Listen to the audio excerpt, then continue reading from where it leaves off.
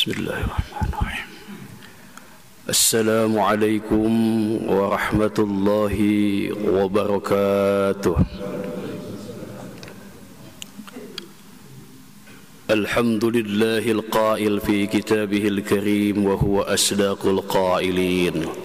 A'udzu billahi samiil 'aliim minasy syaithanir rajim. Bismillahirrahmanirrahim.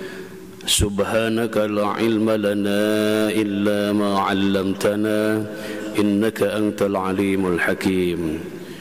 Wassalatu wassalamu ala asyrafil anbiya'i wal mursalin sayyidina wa habibina wa syafi'ina wa maulana Muhammadin sallallahu alaihi wasallam khatamil anbiya'i wal mursalin wa ala alihi wa sahbihi wa man tabi'ahu bi ihsanin illa akhiril ayyam, amma ba'd. Allahumma inna nas'aluka fahman nabiyyin wa hibdal mursalin wa ilhamal malaikatil muqarrabin. Allahumma iftah lana min abwabil ilmi wa yassir lana min abwabil ilmi wa la tu'assir lana min abwabil ilmi ilman wa fahman wa aqlan wa yaqinan fil laili wa nahari bi rahmatika ya arhamar rahimin. Bapak-bapak, ibu-ibu, jemaah salat subuh Masjid Pusdai Provinsi Jawa Barat yang dimuliakan Allah Subhanahu wa taala. Alhamdulillah, segala puji hanya milik Allah Subhanahu wa taala. Sebagai manusia, sesungguhnya kita tidak punya pujian. Ketika kita dipuji, maka kembalikan pujian itu hanya kepada Allah Subhanahu wa taala. Dalam pandangan seorang ulama dari Jawa Barat, ulama ahli tauhid, yakni pengarsa Mama Ajengan Khair Afandi atau Uwa Khair, pendiri Pondok Pesantren Miftahul Huda Manunjaya Tasikmalaya. Jadi ketika kita berbicara pujian, terbagi kepada 4 bagian. Yang pertama, qadimun liqadimin, puji Allah kepada zat Allah. Jadi Allah memuji dirinya sendiri. Yang kedua, qadimun lihadisin, Allah memuji makhluknya. Semua rasul, semua nabi, banyak yang disebut, banyak yang dipuji oleh Allah Subhanahu wa taala. Misalnya dengan panggilan kekasih Allah Subhanahu wa taala seperti hanya Nabi Ibrahim. Kemudian juga pujian kepada Nabi Muhammad sallallahu alaihi wasallam. Kemudian juga pujian-pujian kepada nabi-nabi yang termasuk pada ulul azmi. Kemudian yang ketiga, hadisun liqadimin. Jadi makhluk memuji Allah Subhanahu wa taala. Seperti hanya kita ketika mendapatkan nikmat dari Allah Subhanahu wa taala, kita selalu mengucapkan alhamdulillah, segala puji hanya milik Allah. Kemudian yang keempat, makhluk memuji kepada makhluknya. Jadi kita memuji di antara kita. Nah, itulah Bapak Ibu sekalian, ternyata pujian itu mutlak hanya milik Allah. Kita semua sesungguhnya tidak berhak dipuji. Maka pada saat kita dipuji oleh manusia, maka kembalikan pujian itu hanya kepada Allah Subhanahu wa taala. Salawat salam semoga tercurah selalu kepada baginda alam, pemimpin umat Islam sampai akhir zaman, imamnya para nabi dan rasul, khatamul anbiya'i wal mursalin, yakni baginda Nabi besar Muhammad sallallahu alaihi wasallam, kepada keluarganya, sahabat-sahabatnya. Semoga keberkahan salawat dan salam sampai kepada kita selaku umatnya. Jemaah sekalian, kita bersyukur kepada Allah Subhanahu wa taala. Kita diberikan kenikmatan beribadah, kenikmatan yang tak terhingga, salah satunya adalah nikmat sehat. Nikmat sehat ini menjadi pengantar, menjadi motivasi, menjadi motivasi kepada kita untuk senantiasa meningkatkan ibadah kita kepada Allah Subhanahu wa taala. Kemudian juga kenikmatan waktu atau kesempatan sehingga kita bisa mencari ilmu di Masjid Pusdai Jawa Barat ini. Terkait dengan tolabul ilmi, jamaah sekalian, ada pandangan seorang ulama namanya Khalil bin Ahmad, dikutip oleh Imam Abu Hamid bin Muhammad Al-Ghazali. Jadi Imam Ghazali ini mengutip qaul atau pendapatnya Imam Khalil bin Ahmad. Kitabnya adalah Ihya Ulumuddin jilid yang pertama. Kata beliau, ar-rijalu arba'atun. Jadi manusia ini dari sisi keilmuan dilihat atau dibagi menjadi 4 bagian. Yang pertama, rajulun yadri wa yadri annahu yadri fadzalika alimun farshiduhu. Kelompok yang pertama, kata Imam Khalil bin Ahmad, seorang laki-laki atau perempuan, kita semua yang mengetahui, yang punya ilmu, kemudian dia tahu akan keilmuannya dan terus mengamalkan ilmunya, itulah yang disebut dengan orang alim atau orang yang berilmu. Alimun jamaknya adalah ulama. Jadi kalau mengambil dari yang disampaikan Khalil bin Ahmad ini, seorang alim ini atau seorang ulama adalah orang yang tahu keilmuannya, kemudian dengan ilmu yang dia miliki diamalkan dalam kehidupan sehari-hari. Kenapa demikian? Karena ketika kita punya ilmu, ketika kita punya kompetensi, punya kemampuan, maka kewajiban kita adalah bagaimana ilmu yang kita miliki kita ajarkan, kita amalkan. Ilmu apa saja? Ketika kita tahu tentang ilmu qiraat misalnya, cara membaca Al-Quran, tahu kita tentang bagaimana ilmu tajwid, tahu tentang makharijul huruf, sifatil huruf, maka kewajiban orang yang tahu tentang ilmu itu wajib mengajarkan dan wajib mengamalkannya. Kalau kita tahu ilmu tentang fikih, maka wajib kita mengamalkan ilmu fikih itu dan wajib juga mengajarkan ilmu tersebut. Kalau kita tahu tentang ilmu tasawuf juga demikian. Pokoknya setiap disiplin ilmu yang kita miliki, maka ada kewajiban untuk kita ajarkan dan tentunya diamalkan dalam kehidupan sehari-hari. Nah, orang yang seperti ini, kata Imam Al-Ghazali yang mengutip Imam Khalil bin Ahmad, termasuk orang yang alim atau orang yang tahu.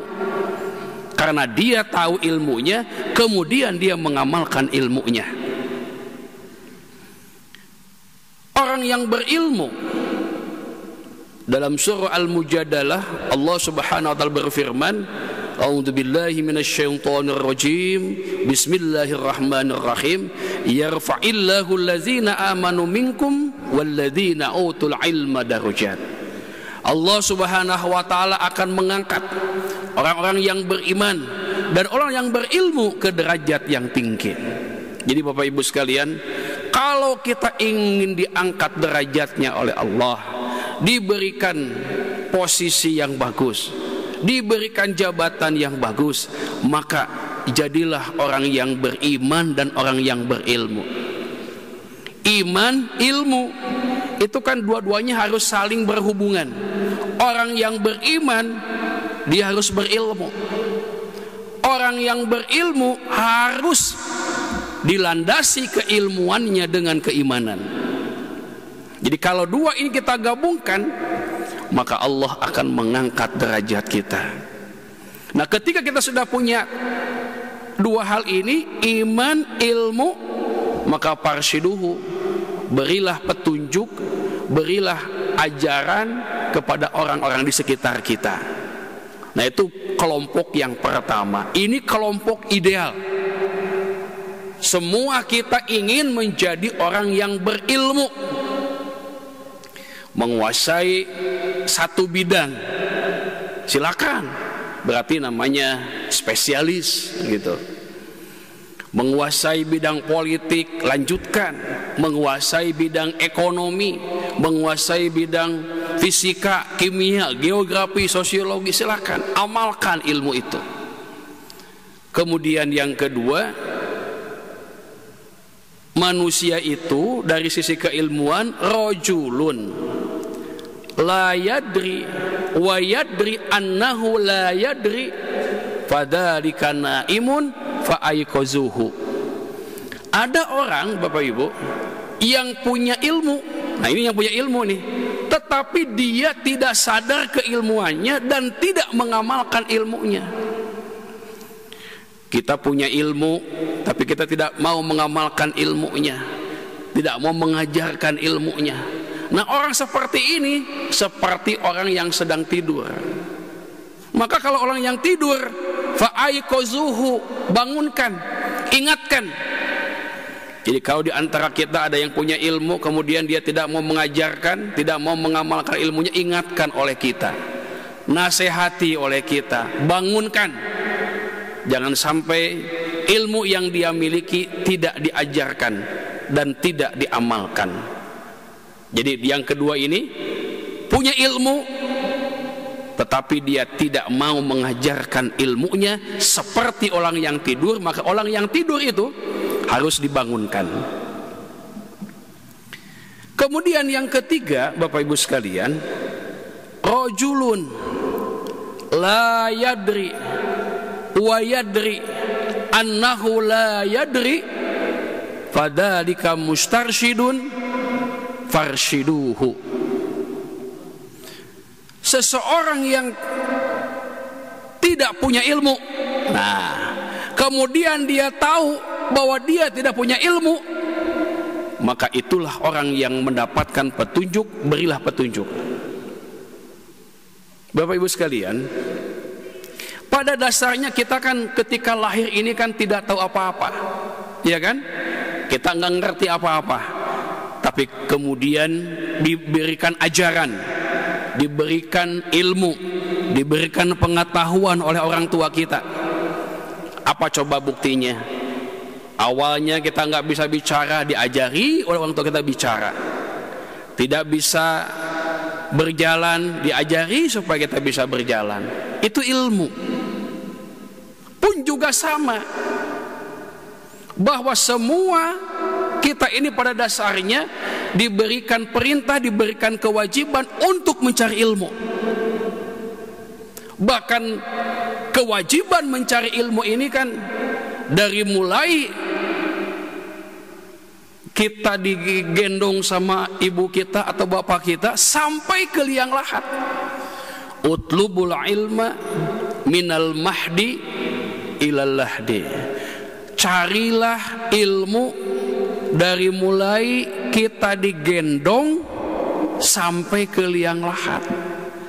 Jadi selama kita ini masih hidup, selama kita ini masih diberikan nafas, masih bisa bergerak, masih diberi kehidupan oleh Allah, kita punya kewajiban untuk mencari ilmu.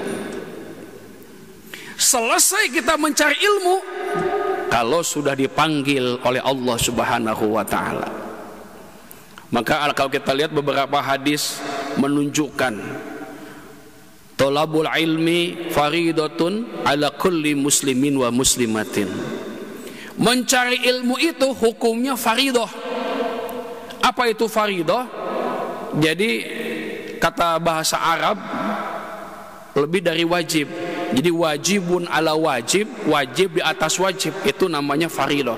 Jadi betapa pentingnya ilmu, betapa wajibnya cari ilmu, sampai menggunakan redaksi bahasa faridah. Kepada siapa faridah itu? Kepada siapa faridahnya itu? Ala kulli muslimin wa muslimatin. Wajib mencari ilmu bagi setiap muslim laki-laki dan muslim perempuan. Ya tentunya ilmu apa saja wajib kita mencarinya.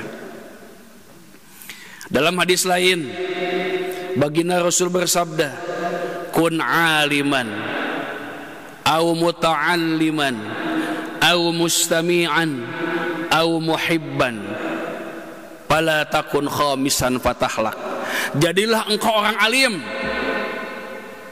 artinya orang yang berilmu, au muta'alliman atau menjadi orang yang pelajar, orang yang belajar, menjadi pelajar, menjadi santri, atau mustami'an jadi pendengar, atau muhibban jadi pencinta. Jangan sampai menjadi orang atau menjadi kelompok yang kelima.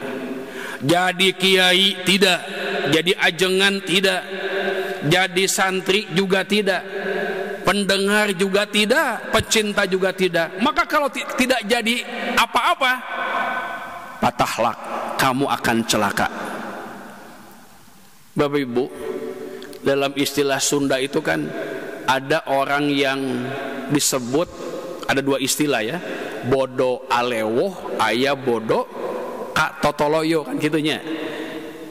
Definisi bodo alewoh itu kan orang nggak tahu, orang yang nggak ngerti, yang tidak punya ilmu, tetapi dia mau bertanya, itu bodo alewoh.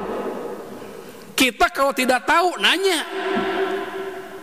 Nanya ke siapa? Nanya yang tahu. Siapa yang tahu? Ya kalau dibilang ilmu agama ya kepada ustaz, kepada kiai, kepada ajengan.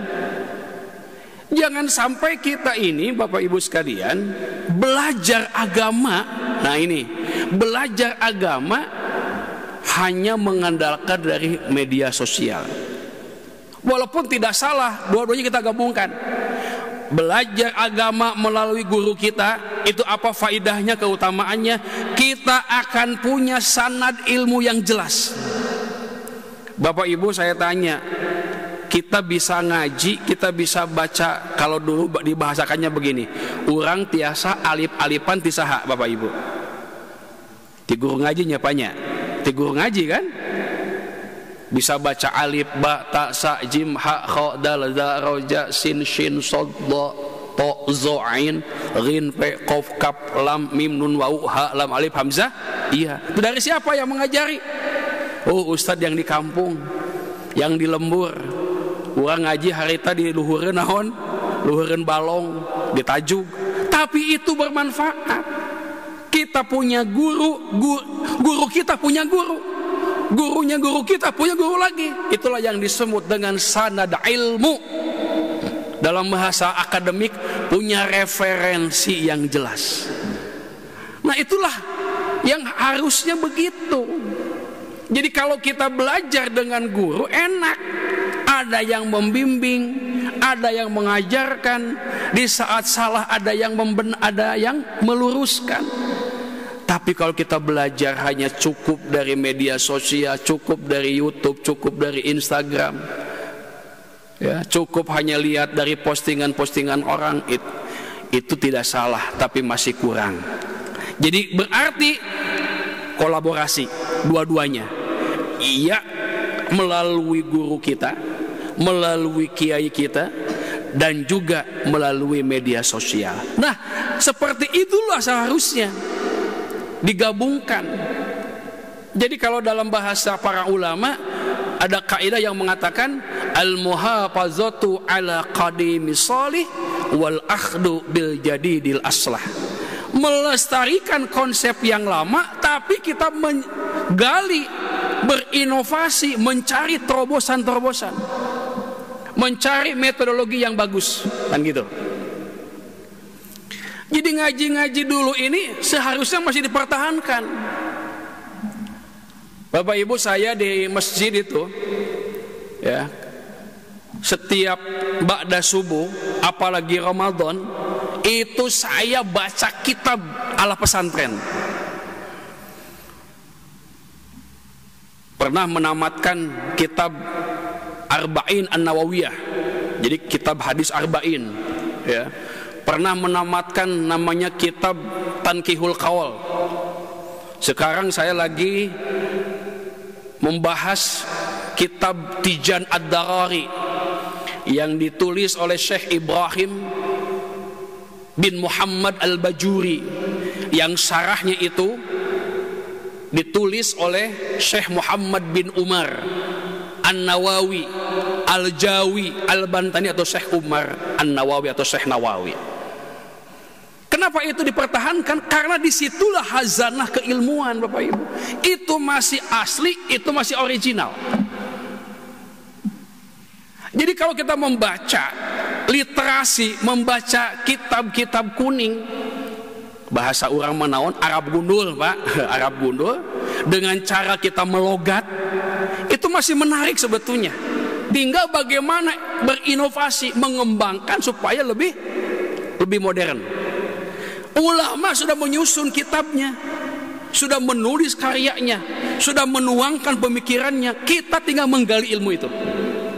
Sangat disayangkan Bapak Ibu, ketika hazanah ilmu yang banyak itu tidak pernah kita baca, tidak pernah kita pelajari. Coba dari dalam tauhid saja, tauhid. Mulai dari kitab Tijan Ad-Darari, naik ke kitab namanya Fathul Majid. Naik lagi misalnya ada kitab Jauharut Tauhid. Naik lagi namanya kitab Kifayatul Awam. Dalam bidang fikih, mulai dari kitab apa itu? Safinah. Safinah naik sedikit Sulam Taufik. Naik lagi Sulam Munajat. Naik lagi Bahjatul Wasail. Naik lagi namanya kitab Sittina Mas'alah. Naik lagi sampai kepada kitab Fathul Wahhab. Bidang tasawufnya, mulai dari kitab yang dasar, misalnya kitab Bidayah Hidayah, kemudian naik lagi kitab Hikam, naik lagi sampai kitab Ihya Ulumuddin. Di bidang nahwu, dari mulai kitab Al-Jurmiyah, kemudian naik sedikit sampai kepada kitab Alfiyah, Alfiyah Ibnu Hamdun, Alfiyah Ibnu Aqil. Dalam bidang bahasa, setidaknya dari mulai kitab Jauharut Tauhid Al-Imam Al-Akhdari sampai dengan kitab Muqnil Labib, itu karya-karya yang luar biasa. Jangan sampai tidak pernah kita baca. Kalaupun kita tidak tahu, kita bisa minta ustadz, minta kiai, minta ajar untuk mengajarkan ilmu-ilmu itu. Karena itu literasi klasik yang masih original, yang masih asli, karya para ulama kita yang terdahulu. Dan insya Allah Bapak Ibu sekalian, yang saya rasakan, kalau kita belajar, kita baca kitab kuning, langsung diawali dengan hadarah membaca surah Fatihah dulu, insya Allah bukan hanya kita dapat ilmu, tapi kita mendapatkan keberkahan dari para ulama kita. Nah, tradisi seperti ini, literasi seperti ini itu harus dipertahankan, ya. Tetapi memang kita harus berusaha melakukan digitalisasi. Jadi bagaimana kitab-kitab tersebut didigitalisasi, dikembangkan, yang kemudian kita bisa mengakses. Dan tentunya kita sudah tahu semua, ya, kitab Bukhari tidak perlu Bapak Ibu beli langsung ke toko Dahlan atau ke Al-Falah atau ke toko buku yang lainnya. Cukup kita mendownload Al-Maktabah Asy-Syamilah, buka di situ Sahih Bukhari, Sahih Muslim, Imam Tirmizi, Nasai, Ibnu Majah, Abu Daud. Luar biasa. Itu contoh-contoh Bapak Ibu sekalian. Jadi kenapa saya menyatakan hal seperti ini? Karena ini penting Bapak Ibu. Karena kita penerus ulama. Karena kita ingin meneruskan jejak langkah pemikiran-pemikiran ulama-ulama kita. Jangan sampai buku-buku, kitab-kitab tidak pernah kita sentuh, tidak pernah kita baca, akhirnya hilang ataupun musnah, dan kita tidak mendapatkan ilmunya, tidak mendapatkan kemanfaatannya. Nah, kita masih punya kewajiban, kita punya kewajiban cari ilmu, nanya, bertanya. Insya Allah kita akan mendapatkan keberkahan dari para guru kita, dari para ulama kita. Kemudian yang keempat, ada orang rajulun la yadri wa la yadri annahu la yadri padalika jahilun farfaduhu. Ini yang parah. Tidak punya ilmu, kemudian dia sadar tidak punya ilmu, tetapi dia tidak mau bertanya, tidak mau belajar. Ini yang disebut dengan bodoh katotoloyo. Sudah tidak tahu tapi nggak mau nanya, akhirnya bisa menyesatkan. Banyak Bapak Ibu sekalian ketika muncul paham-paham sempalan itu karena ketidaktahuannya, karena dia merasa dirinya tidak tahu, kemudian membaca pun juga asal, baca Al-Quran asal, baca hadis juga asal, tidak mau nanya. Akhirnya dengan kebodohannya bikinlah aliran sempalan. Dengan kebodohannya akhirnya apa? Ada yang mengaku sebagai nabi, itu karena kebodohannya, ya. Jadi maka belajar itu penting, ya. Jangan sampai ada yang viral, ya Bapak Ibu sekalian. Saya ambil contoh misalnya, ada yang menerjemahkan ini gimana ya, saya pikir Al-Qari'ah. Al-Qari'ah itu kan pakai ain, tapi ada yang mengartikan Al-Qari'ah itu bukan hari kiamat, tapi qari, pembaca. Itu kan sudah salah, karena beda asal kata. Kalau pembaca itu kan dari qara'a yaqra'u Qur'anan, qari. Pembaca itu qari namanya, perempuannya qari'ah, tapi pakai hamzah, kan beda. Sedangkan di Quran surah Al-Qari'ah itu artinya apa? Hari kiamat, hari pembalasan. Itu sudah mu'tabar. Kenapa seperti itu? Karena ketidaktahuannya dan tidak mau bertanya. Nah, hati-hati Bapak Ibu sekalian. Jadi kenapa ini saya sampaikan sebagai motivasi? Kita masih punya kesempatan, kita masih punya waktu untuk mencari ilmu. Jadi kalau kita ingin menguasai dunia, ingin menguasai peradaban, ilmu. Kalau kita ingin menguasai politik, kuasai politik, belajar politik. Kalau kita ingin menguasai di bidang ekonomi, kuasai ekonomi. Insya Allah kita akan menjadi umat Islam yang maju. Yang terakhir, Bapak Ibu sekalian, baginda Rasulullah Sallallahu Alaihi Wasallam bersabda, ada dua kelompok manusia yang nanti itu paling rugi di hari kiamat. Hadis ini saya kutip dalam kitab Mukhtarul Hadis An-Nabawiyah yang ditulis, yang ditaklif oleh almarhum As-Sayyid Ahmad Al-Hashimi Bek. Rasul bersabda, rajulun amkanahu talabul ilmi falam yatlubhu. Orang yang punya kesempatan untuk mencari ilmu tapi dia tidak mau mencari ilmu. Ada waktu, ada kesempatan ngaji di Masjid Pusdai, di masjid yang lain, di majelis taklim yang lain, dimanapun ada kesempatan, ada waktu, tapi kita tidak mau memanfaatkan kesempatan itu. Itulah orang yang rugi. Yang kedua, orang yang punya ilmu tetapi dia tidak mau mengamalkan ilmunya, itulah orang yang rugi nanti pada hari kiamat. Bapak Ibu sekalian, jadi kalau kita sudah tahu ilmunya, kalau kita menguasai ilmu apapun, maka insya Allah kita akan menjadi umat Islam yang maju, menjadi umat Islam yang jaya. Seperti hanya peradaban di masa lalu, bagaimana tokoh-tokoh kita, bagaimana pemikir-pemikir umat Islam menguasai dunia, menguasai di bidang teologi, menguasai bidang fikih, menguasai bidang tasawuf, menguasai bidang ekonomi, sosial, budaya, sosiologi, antropologi. Insya Allah itu akan kembali di abad ini kalau kita semua sebagai umat Islam kembali kepada ilmu. Dan insya Allah dengan ilmu itulah akan membawa kesejahteraan, akan membawa jalan yang maslahat, jalan kebahagiaan menuju dunia dan akhirat. Artinya kebahagiaan dunia akan kita raih, kebahagiaan akhirat pun akan kita dapatkan. Amin amin amin ya Allah ya Rabbal Alamin. Bapak Ibu, demikian kuliah subuh pada kesempatan yang berbahagia ini.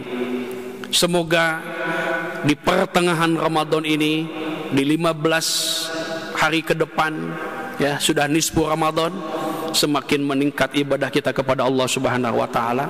Tidak semakin luntur, lentur dan mundur, tapi justru semakin mantap, semakin kuat motivasi ibadah kita kepada Allah dan ibadah kepada sesama manusia. Demikian hadanallahu wa iyyakum ajmain. Wallahu muwaffiqil aqwamit thariq. Assalamualaikum warahmatullahi wabarakatuh.